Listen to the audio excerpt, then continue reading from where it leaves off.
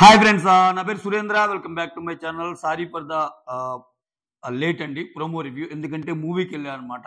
ఏమన్నా మూవీ ఆ స్వామి, second half అదిరిపోయింది. సో దానికి మించిన ప్రోమో కాబట్టి ప్రోమో గురించి మాట్లాడుకుందాం, ఓకేనా. పుష్ప 2 మూవీ గురించి చెప్తుంది. కిరాక్ అంతే.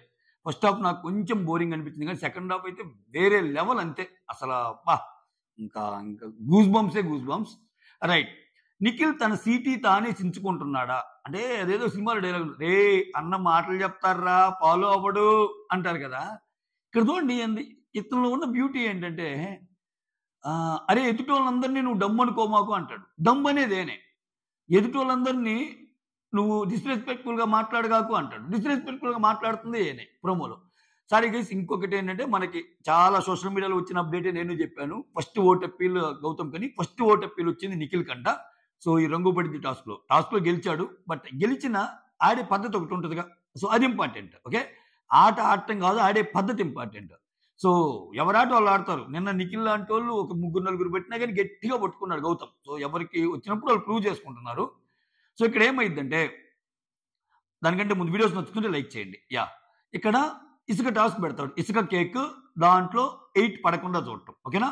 దాంట్లో ఇలా ముగ్గురికి ఏంటంటే, ఏవైతే వీళ్ళకి గోల్డెన్ టికెట్స్ వస్తాయో, ఆ గోల్డెన్ టికెట్స్ వచ్చిన వాళ్ళకి పెట్టే గేమ్ అనమాట.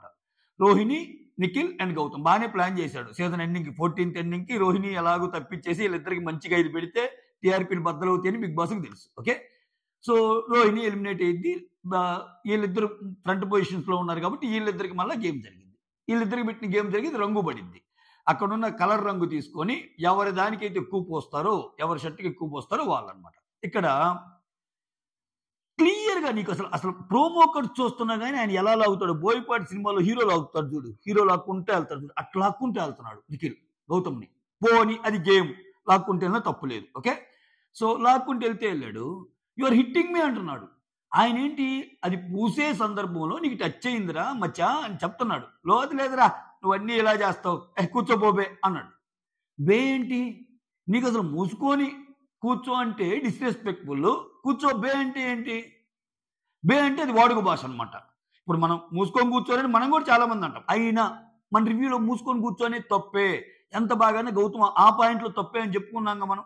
ఎందుకని మూసుకొని కూర్చో అనేది కొంచెం ఇదే. ఆయన రెచ్చగొట్టినా రెచ్చిపోకూడదు, అది అందరు చూసే ప్లాట్ఫామ్. ఈయన ఈరోజు చేసింది ఏంది, అన్న మాటలు చెప్తారా ఫాలో అవడు అన్నట్టు. ఇంకోటి ఏంటంటే, అరే నేను కావాలంటే తెలియనంటే యు ఆర్ హిట్టింగ్ మీ, ఎవరికి తెలుసు రా నువ్వు కావాలనే కొడతావేమో అంట. సో దీనికి కూడా ప్రూఫ్ ఉంది.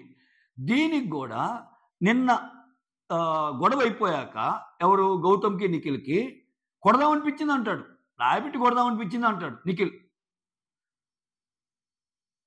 విడిగా మాట్లాడతా. అంటే లాగిపెట్టి కొడదామనిపించింది అంటే అనిపించింది ఎవరికి, అనిపిస్తుంది నీకు, ఏమోరా నువ్వు కొడతావేమో అని ఏమని అంటున్నాడు.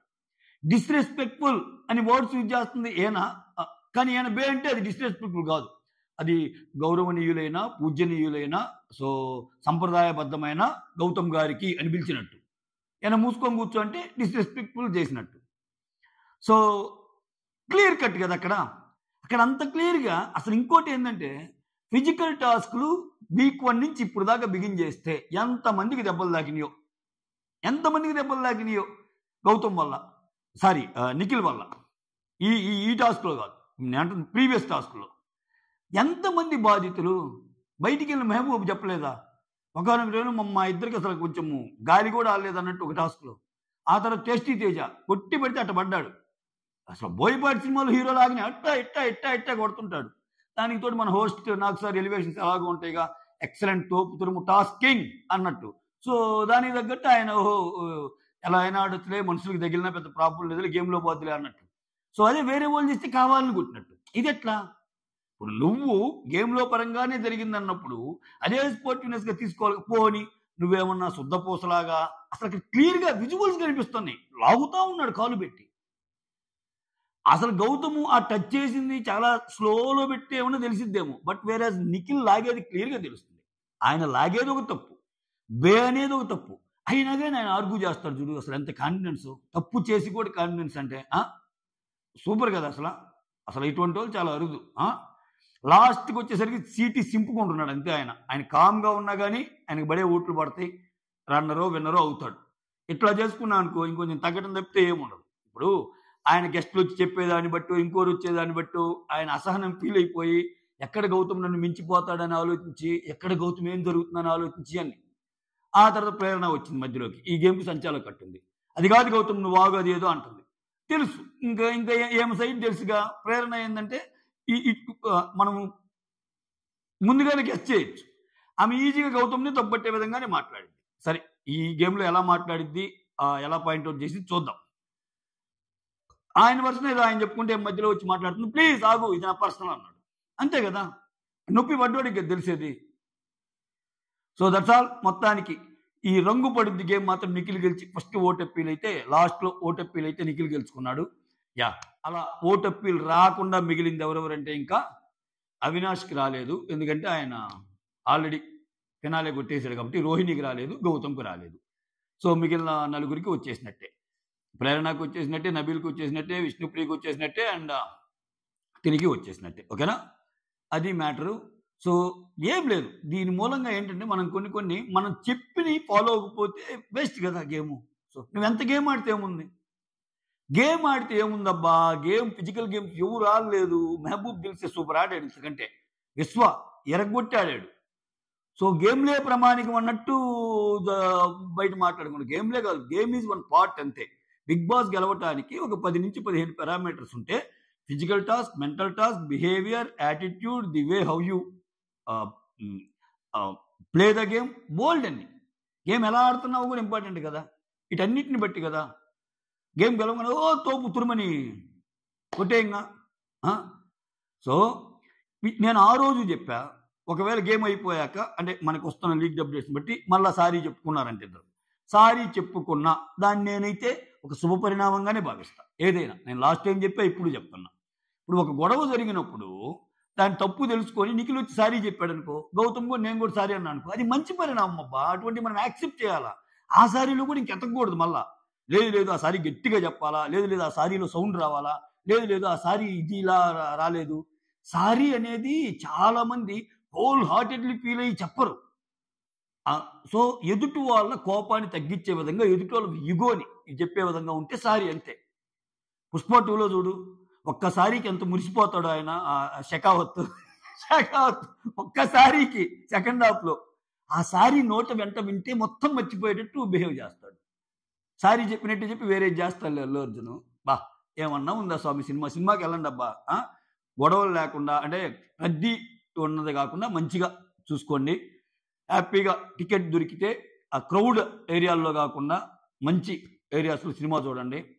ఒకవేళ క్రౌడ్ ఉంటుంది అనుకుంటే ఒక రోజు ఆగేనే వెళ్ళండి. నాకైతే ఫస్ట్ హాఫ్ చూస్తున్నంత సేపు ఎందుకురా నాయన ఇంత చెప్పారు ఈ సినిమా గురించి అనిపించింది. సీరియస్లీ వెళ్తాయి చాలా హై ఇచ్చే సీన్స్ ఉంటాయి పుష్ప 2లో, కానీ ఒక హీరోయిజాన్ని ఎలివేట్ చేయడానికే పెట్టాడేమో. అంటే ప్రాబబ్లీ మీకు తెలుసు కదా కథ, స్క్రీన్ ప్లే, దర్శకత్వం అని పడింది. ఇక్కడ కథ తక్కువ ఈ సినిమాలో. ఫ్రాంక్గా మాట్లాడితే కథ లేదు, కానీ హై ఇచ్చే మూమెంట్ చాలా ఉంటాయి సెకండ్ హాఫ్లో. స్క్రీన్ ప్లే చాలా బాగుంటుంది. అంటే సుకుమార్ లాంటి ఒక క్లాస్ డైరెక్టర్ నుంచి మోసకోత ఎక్స్పెక్ట్ చేయలేము అసలు.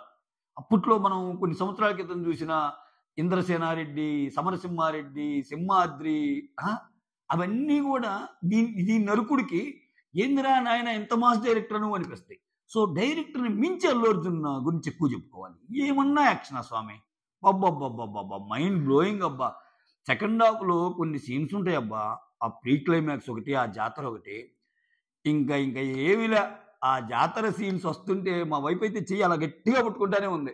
అంటే ఆ ఎమోషన్ అంత ఉంటుంది. అంటే మనం చెప్పటం కాదు, మూవీ చూస్తుంటే కనెక్ట్ అయ్యింది. అసలు ఆయన డ్యాన్స్ చేసి ఆయన డ్యాన్స్ని కాదు మనం చూడాల్సింది, డ్యాన్స్లో దాగి ఉన్న ఎమోషన్. ఆ డ్యాన్స్ ఎందుకోసం చేశానని చెప్తాడు. సో తన కోరిక ఏంటి అది ఇంకా హై అయ్యింది ఆ మూమెంట్.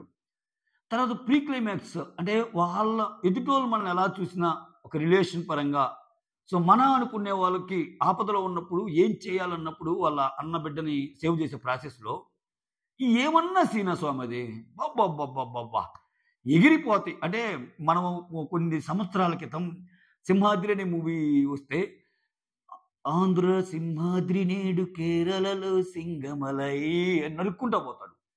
అసలు ఇది ఇంకా అరాచకం. ఇంక నేను ఇక్కడ హీరోల గురించి కంపారిజన్ చేయటం, హీరోల పరంగా ఇద్దరు బెస్ట్ యాక్టర్సే, తారక్ కానీ అల్లు అర్జున్. కానీ ఆ ఇంటెన్సిటీ ఉంది చూసావా. ఒకనొక సిచ్యువేషన్లో అల్లు అర్జున్ వస్తుంటే అప్పుడు దాకా బేకరాలు పోయిన ఒక విలన్ రౌడీ ఆడికాడే కోసేసుకుంటాడు వద్దురా నాయనా అన్నట్టు. చాలా హై సీన్స్ ఉన్నాయి సెకండ్ హాఫ్‌లో అయితే.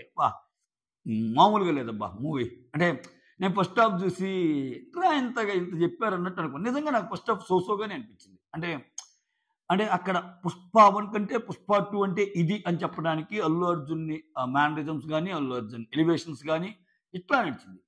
బట్ వేరే second half the true Allu Arjun అంటే ఆయన యాక్టింగ్ కేపబిలిటీస్ ఏవైతే ఉన్నాయో బయటికి తెచ్చిందనమాట. అసలు వేరే లెవెల్. అంటే ఎమోషన్, ఫైట్ సీన్స్‌లో ఆయన హావభావాలు, at the same time dialogue delivery, at the same time విలన్స్‌లో ఆయన పలికే ఇది, at the same time family emotions పరంగా మళ్ళా వాళ్ళ పెళ్ళాంతో శ్రీవల్లితో అదే ఆమె పేరేం పేరు రష్మికతో. చాలా అసలు నిజంగా చూస్తే వీళ్ళిద్దరు రియల్ టైమ్ కపులా అన్నంత యాక్ట్ చేశారు ఇద్దరు. అంత రియలిస్టిక్‌గా ఉన్నాయి వాళ్ళిద్దరి మధ్య సీన్స్.